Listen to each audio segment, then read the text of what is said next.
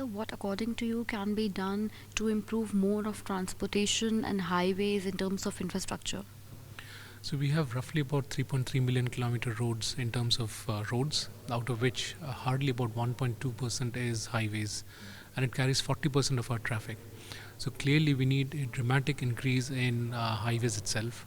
If you look at the expressway, we got a very insignificant amount of expressways. Without the expressways coming in, the connectivity between major cities will always be challenged.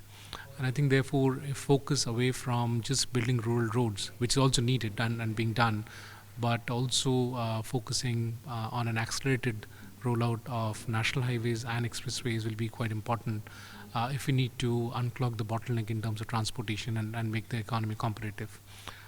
In tandem, the rural roads are also important because we need to have efficiency in terms of moving the food out, especially if you're looking at industries such as food processing, which is absolutely essential to promote the rural economy, and therefore focusing in a structured manner on where the food processing industries will develop and connectivities to these food processing industries would be something that will be quite interesting to have.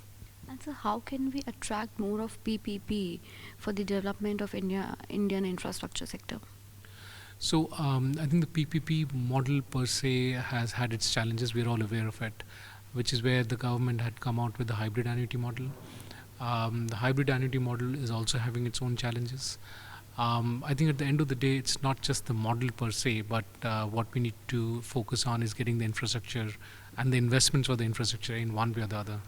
If PPP works, then that's fine. If it doesn't, then can we have other mechanisms to do it?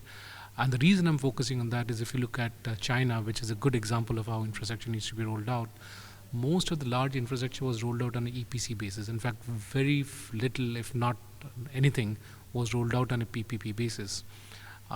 India has been the largest practitioner of PPP in terms of road infrastructure. That may not be the right way to move forward as we take things forward, and therefore a disproportionate focus on fine-tuning PPP may just turn out to be a waste of effort. Having said that, we still need that investment, and the recommendations that are enshrined in the Kelkar Committee report on PPP, I think if we just implement that, it'll be good enough. So, do you think India lacks in India is actually there's a deficiency in ports and airports? So, do you think how can we curb this problem and how can we develop more and more ports and airports in the country? Let's look at airports first. It's basically economics. You need to have the minor airports being built with having sufficient traffic in it. Quite a few airports have been built with no air traffic in it, and that's a waste of national resources. And therefore, there has to be a budgetary support to these minor airports being built up, and along with it, some kind of a regulatory push for airlines to start operating from these airports. And unless we start off that whole cycle of the minor airports being built up and people taking up a flight from those semi-rural tier 2, tier 3 cities to a urban location on a aircraft, we will have the perennial challenge of the chicken and egg. Do we have the airport first or should we have passengers first? And therefore it has to be lock and step mechanism that has to be created where slowly these airports needs to be brought in, and especially the focus on reviving the old military airports which were used during World War II, and many of them were built up and then they were eaten up by the vegetation around it. I think just reviving them will be a cheap option of getting the airports back in the tier 2, tier 3 cities. In terms of ports, we have had deficient investments in the marine infrastructure in totality. And that's been stepped up recently, but an accelerated investment will be needed, both in terms of major ports and minor ports.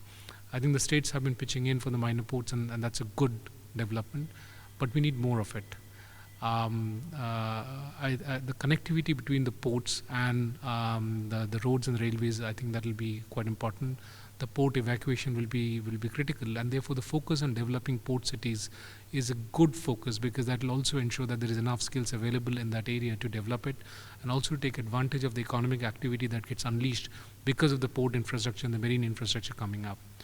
The other important thing that I would really like to see is having the cruise infrastructure brought into place. There is a large potential of cruise tourism, and that has not happened at all. And we see a enormous amount of foreign exchange going out because people are going outside to have a cruise experience.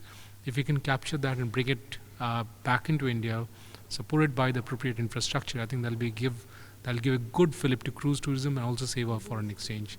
It'll also lead to some strategic advantages because it'll have more Indians going to places like Andamans and so on, which will ensure that we have a larger presence in that area.